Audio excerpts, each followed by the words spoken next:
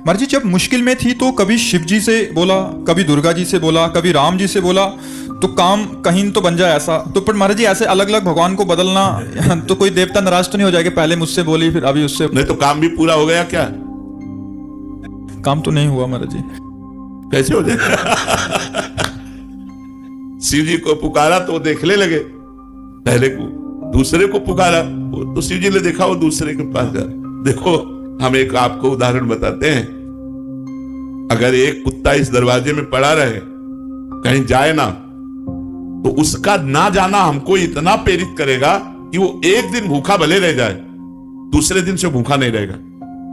रोज दरवाजे पर निकलने पर जब हमको पता चलेगा कि ये कहीं किसी के दरवाजे नहीं जाता, केवल मेरे ही दरवाजे पे पड़ा रहता है, तो उसका पड़ा रहना हमारे ऊपर भारी हो जाएगा और हमारा कर्तव्य बन जाएगा कि यार इसको रोटी दे दो। जब कहीं जाता है और अगर ये पता है 4 दरवाजे पे जाता है तो भूखा रह जाएगा, क्योंकि वो समझेगा उनके दरवाजे में मिल गया होगा, वो समझेगा उनके दरवाजे में मिल गया होगा।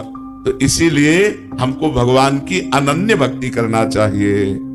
किसी एक भगवान को पकड़ लो तभी अनन्यता आएगी। एक हम आपको उदाहरण बताते हैं महाभारत का। उपमन्यु नाम के एक ऋषि थे, उनके पिता पहले ऋषि मुनि सब जंगल में वास करते थे, गृहस्थ होते हुए भी, तो वो कभी किसी से दान नहीं लेते थे। तो एक दिन उपमन्यु जी उस ऋषि के घर गए बालकों के साथ खेलते हुए, जिनके जजमान थे। तो वहां उनको सुंदर दूध पीने को मिला, जो कभी जीवन में नहीं मिला था, क्योंकि जंगली फल मूल से गुजारा करने वाले ऋषि थे। उपमन्यु जी ने अपनी मां को आके कहा, मुझे दूध दीजिए जैसा मैंने उनके घर में पिया। तो उनका, तुम्हारे पिता किसी जजमान का दान नहीं लेते, इसलिए हमारे पास न गाय है, न सुविधा है, न दूध दे सकते हम आपको। वो हट कर लिए। तो एक जंगली चावल होता है, उसको पीस करके उन्होंने पानी में पिलाया कि लो। तो उनका, नहीं ये दूध नहीं है। तो उनका, अगर तुम्हें दुग्ध ही पान करना है तो भगवान शंकर की आराधना कर। बड़े आवेश में कहा, और जो चाहेगा तुझे प्राप्त होगा। तो उनका, माँ फिर मुझे आराधना का नियम बताओ। तो उन्होंने नियम बताया और पंचाक्षरी मंत्र उनको दिया। वो 10,000 वर्ष तक दाहिने पैर के अंगूठे केवल खड़े होकर पंचाक्षरी मंत्र हाथ उठा के जपते रहे 10,000 वर्ष तक। भगवान शिव प्रसन्न हो गए। बहुत, वैसे तो आशुतोष है और डरदारी बड़े शीघ्र प्रसन्न होने वाले। अब उन्होंने परीक्षा ली, इष्ट परीक्षा भी लेता है। उन्होंने परीक्षा ली, वो देवराज इंद्र बन गए और नंदिकेश्वर एरावत हाथी बन गए, और जितने शिव पार्षद थे वो सब देवता बन गए, और अंबा जी, भगवती पार्वती जी इंद्राणी बन गए।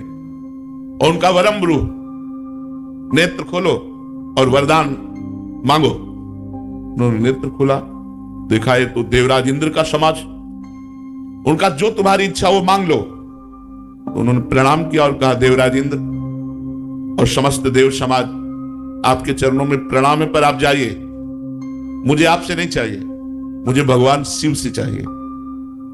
चूंकि भगवान शिव ही थे तो उपहास करने लगे। तो उनका, सावधान, मैंने ना आपको बुलाया है, ना मैंने आपसे मांगा है, आप स्वयं आए हो तो हम आपको नमस्कार करके वापस भेज रहे हैं। पर यदि आप हमारे इष्ट की निंदा करेंगे तो आप ऐसा ना समझिए, हमारे इष्ट के मंत्र में इतनी ताकत है कि मैं एरावत सहित तुम्हें अभी भस्म कर दूंगा। अब चूंकि भगवान शिव थे तो डरने वाले तो थे नहीं, फिर उपहास करने लगे शिव का। तो एक अघोर मंत्र है भगवान शिव का। हम लोग जब संन्यास मार्ग में थे तो उस मंत्र का परिचय हमें प्राप्त है।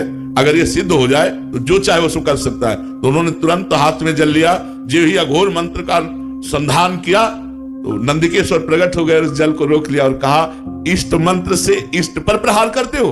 तब देखा तो भगवान शंकर, पार्वती और समस्त पार्षदगण, तो उनका, त्राहिमाम शरणागत वत्सल भगवान शिव रक्षा करो, हमने तो देवराज इंद्र समझकर प्रहार किया। बोले, नहीं वत्स, मैं तुम्हारी परीक्षा लेने आया था कि देखें तुम एकनिष्ठ हो या केवल अपनी चाह पूर्ति करने वाले, जैसे आपने प्रश्न किया। अब बोलो क्या चाहते हो?